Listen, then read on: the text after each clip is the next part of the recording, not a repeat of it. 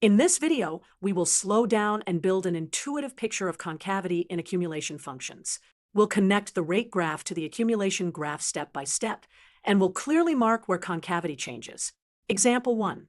We'll use a simple linear rate function, and we'll watch how the accumulation function curves.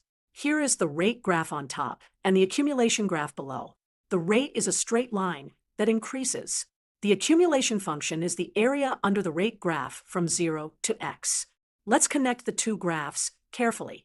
We'll drop a vertical wall at x equals 1. The dot on the top graph shows the rate value, and the dot below shows the accumulation value. Now we do the same at x equals 3. The rate is higher, and the accumulation has grown much more. Because the rate is increasing, the accumulation graph bends upward. That means the accumulation function is concave up. Example 2.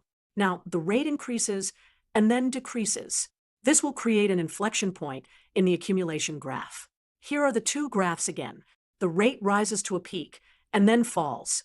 The accumulation still increases, but its concavity changes. Let's mark the peak of the rate at x equals 2. We drop a wall, so the two graphs line up. The dot on the rate graph is the maximum rate, and the dot below is the matching accumulation value. This is an inflection point on the accumulation graph because the rate switches from increasing to decreasing.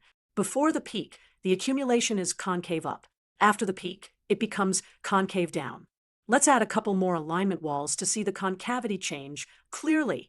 At x equals 1, the rate is rising, so the accumulation curves upward. At x equals 3, the rate is falling, so the accumulation curves downward. This is exactly why we get an inflection point at x equals 2. Let's summarize. The accumulation function gets its concavity from how the rate changes. If the rate is increasing, the accumulation is concave up. If the rate is decreasing, the accumulation is concave down. And when the rate switches from increasing to decreasing, the accumulation has an inflection point. Slow, clear alignment walls and matching dots make these relationships easy to see.